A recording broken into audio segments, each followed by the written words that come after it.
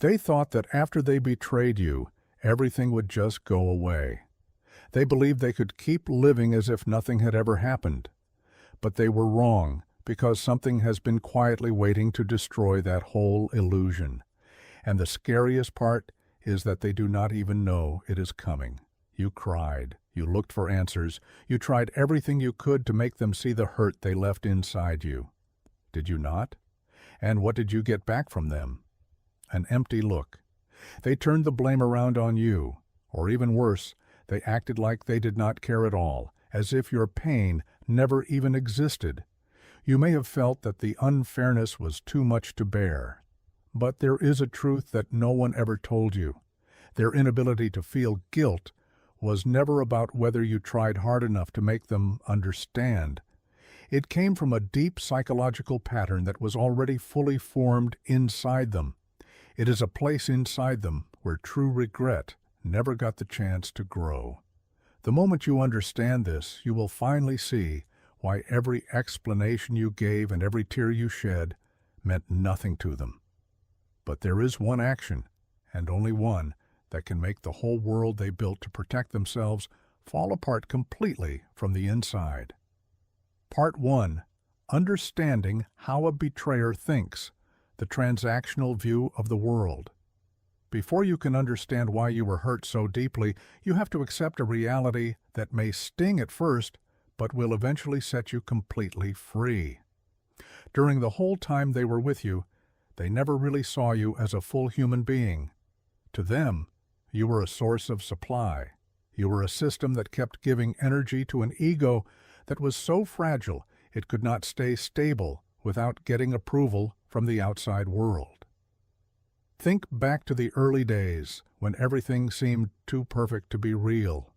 They remembered every little detail about you. They made you feel like you were the most special person in the world. But that was not love, not the way you understand love. It was an assessment. They were measuring how much you could give them, how you responded to their attention, and, more importantly, how much you would be willing to put up with. Every emotion you gave them became fuel for them. It could have been a sincere compliment, jealousy during a weak moment, or even the tears you shed while begging them to stay. It did not matter whether the emotion was positive or negative. For a mind that works according to the rules of supply and demand, any reaction from you confirmed one thing. They still had power over you. They could still make you feel something. And that ability, rather than who you truly were as a person, was what they really wanted. This is why relationships with people like this often start with a feeling of being completely swept away. It can seem almost impossible to believe that someone could understand you so fast or adore you so intensely. But that feeling was not the start of a real emotional connection. It was the investment phase, where they put in just enough attention to make sure you would stay for a long time. They gave you enough to earn your trust and enough to get you to lower your emotional defenses. But once you had opened your heart completely, things began to change. The moment you started setting boundaries, asking for respect, or simply existing as a human being with your own needs instead of revolving your whole life around them, the supply became harder to get. That was exactly when their warmth started to turn cold. You may have asked yourself hundreds of times what you did wrong. You may have wondered what changed inside you that made them stop loving you the way they once seemed to.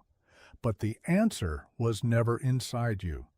The truth is, their affection did not disappear because what they gave you in the beginning was never really affection in the true sense. It was a transaction. And that transaction was simply no longer as profitable as it used to be. When you started asking for honesty, when you could no longer be easily fooled by sweet words, and when you began to notice the cracks in the perfect image they had built, you became a source of supply that took more effort to use than the benefits it gave. A system built entirely on getting the most personal benefit will always try to move its resources to another source that is easier to control and asks fewer questions. This is why the betrayal you went through did not carry the same moral meaning in their mind as it did in yours. For you, it meant the destruction of trust. It was a wound that cut deep into your sense of dignity. It turned into countless sleepless nights where you wondered how someone who once promised to love you could walk away so easily. But for them, it was just a strategic decision. It was moving resources from a source that was no longer useful to another source that seemed to offer more potential. There was no real regret, because in their internal story, no one had actually been hurt. In their mind, it was just a system adjusting itself to survive. This is also why every attempt you made to wake up their conscience failed so painfully.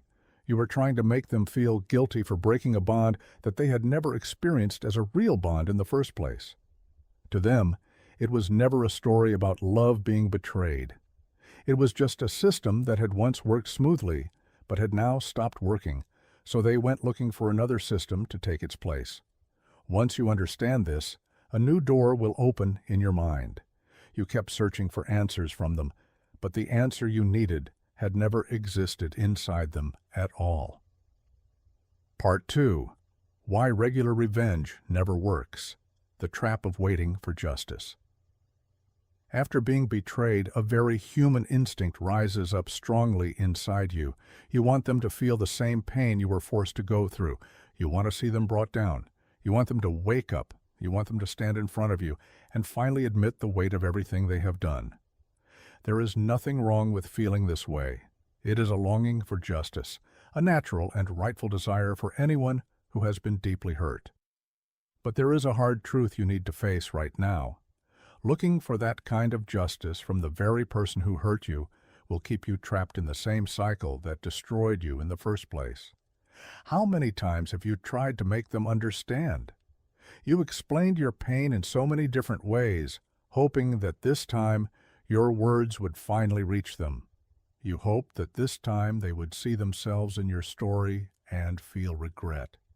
Yet every attempt brought you another response that left you even more confused. Defensiveness, counter-accusations, or even worse, a performance where they made themselves out to be the one who was wronged. You started wondering if you were losing your mind or making too much of what happened. This was not a coincidence. It was a defense mechanism built to protect a very fragile psychological structure from anything that might threaten to make it collapse. You need to understand this clearly.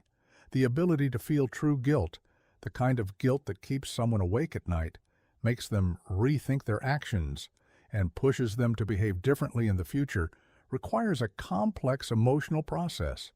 It requires the ability to imagine another person's pain, to let that pain reach you emotionally instead of just recognizing it in your head, and then to feel compelled to fix the damage even when no one is watching. For someone with a narcissistic psychological structure, this ability may not be completely missing on a thinking level. They can still recognize that another person has been hurt. They may even fake the language of regret in a very convincing way when it helps them. But at the level of real emotion, where guilt must be felt instead of just acted out, the door is almost completely shut. The reason lies in how their internal alarm system is set up. For most people, when they hurt someone, shame can turn into a message. I did something wrong. I can learn from this. I can become better. But for someone with a narcissistic psychological structure, shame cannot be processed that way. It is experienced as a direct attack on their very existence, almost like proof that they are fundamentally broken or worthless. Their entire defense system has been built to avoid that possibility at any cost. So instead of turning toward self-reflection, they retreat into defense, denial, blame-shifting, downplaying how serious it was, and rewriting the story until they become innocent or even the victim.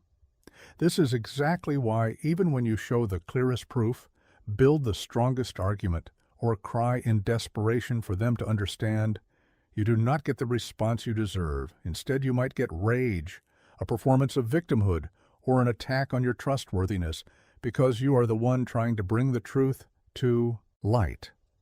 Being exposed and feeling guilty are two completely different experiences. Even though they may look similar on the outside for a short time, A person who is capable of real emotional growth will treat consequences as information. They will take in what happened and use it to change their future behavior for the better.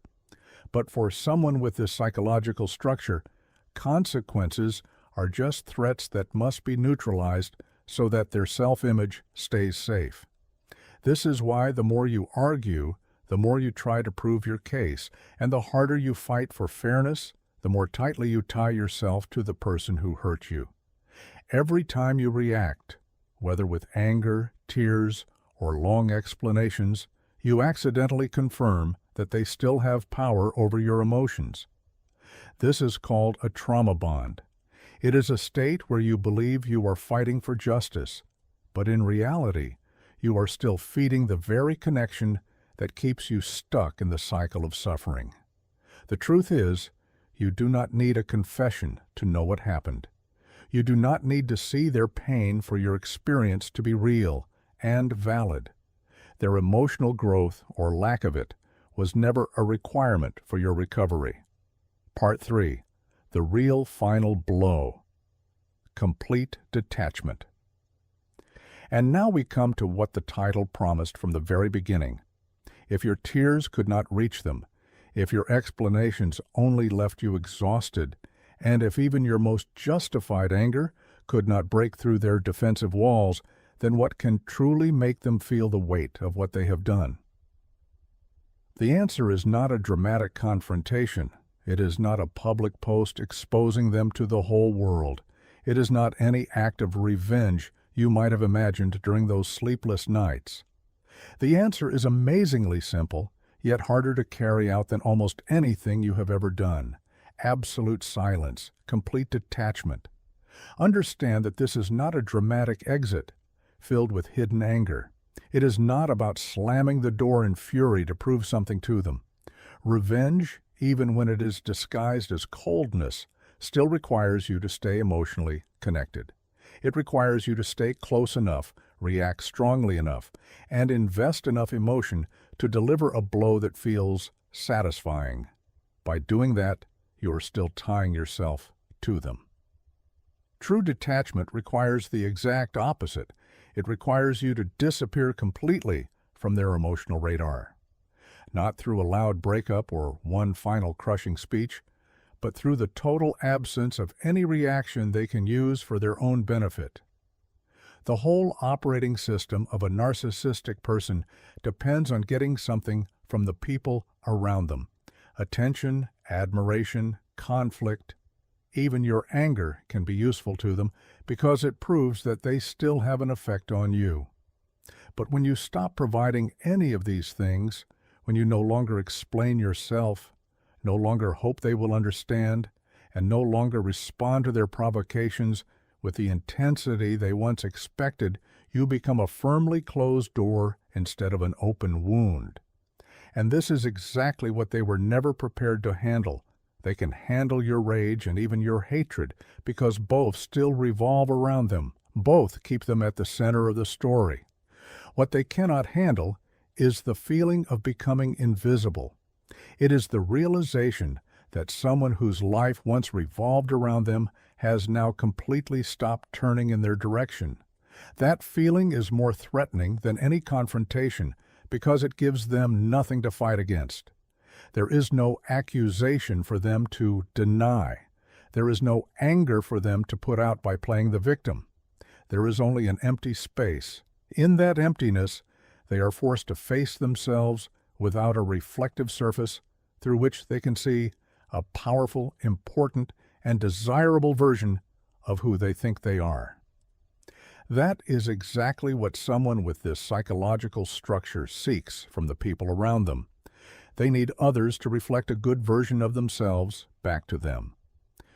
When you stop providing that reflection, and when your peace no longer depends on their approval or recognition, they lose the very thing that once kept you revolving around them for so long. This is not revenge, and it should never be meant as revenge, but it is the only outcome that can truly disrupt their cycle, because it takes away their ability to use you as proof of their own importance. It leaves them facing themselves with one fewer mirror in a mansion that is slowly becoming emptier. A single betrayal, no matter how painful, may not immediately bring their whole world crashing down the way you once hoped. Their defense system may be strong enough to absorb one loss, rewrite the story around it, and quickly move to another source of supply. What truly wears their world away is not one isolated event. It is the slow, growing weight of every relationship they have used up and worn out, building up silently over the years. Every person who eventually leaves removes another piece of their support system. Every situation that ends quietly closes another door that might have once opened for them. Even as their world slowly and clearly gets smaller, they may still refuse to see their own part in every departure. But you are different. You have the power to choose not to stay part of their story. That is the real victory. It is quiet but complete. And no apology they could ever give would be able to give you what that freedom provides. One day, their phone will stop ringing. It will not happen because of some dramatic shock that comes overnight. It will happen because the people who once called them will have quietly disappeared from their life over the years, one by one, without confrontation and without announcement. That is the real consequence that eventually reaches people with this psychological structure. There will be no dramatic moment of divine judgment for you to watch. There will be no scene where they fall to their knees in front of you and finally admit everything they did wrong, as you may once have imagined. There will only be isolation. It will come slowly. It will come quietly. And it will come inevitably, like a debt built up through every relationship they used until nothing was left. It will show up in every close friend who slowly drifts away, in every important bridge that silently falls apart beneath them, in every door of opportunity that shuts without them ever understanding why. Even at the defining moment when the world around them becomes so narrow that it feels hard to breathe, they still may not see their own hand in every departure. They will blame ungrateful people. They will blame an unfair world. They will blame some kind of unexplainable bad luck that seems to follow them. That is the heaviest punishment. A psychological structure like this must live with itself. They may spend their whole life trapped in a loneliness of their own making, while never being able to understand why they are alone. But you do not need to wait until you see that outcome before you start living again. You do not need to follow their life and watch every step of their decline to feel that you have finally gotten the justice you deserve. Your healing has never needed and will never need an apology from the person who hurt you. You do not need a confession to confirm that your pain was real. You do not need to see them emotionally broken to know that what you went through deserves to be recognized. The truth is already there. It exists in your memories. It exists in every night when you could not sleep. It does not need any more validation from the outside world to become more real than it already is. The day you stop waiting for an explanation that will never come is the day something inside you begins to change. The day you stop exhausting yourself trying to get an understanding that their psychological structure was never built to give is the day you start to become free. The day you choose silence, not because you are bitter, but because you have finally let go of the crushing weight of believing that you must get justice with your own hands, is the day you take back all the power you once gave away without realizing it. No revenge, no apology, only peace. A peace that has always belonged to you and no longer waits for permission from anyone else. If this message has touched something deeply real inside you, and if you are ready to close that door and step out from under the shadow that has weighed on you for too long, leave the words, "I let go," in the comments below. And if you know someone who is still waiting for an apology that may never come, share this with them. Sometimes what a person needs is not another comforting sentence. Sometimes what they need is the truth.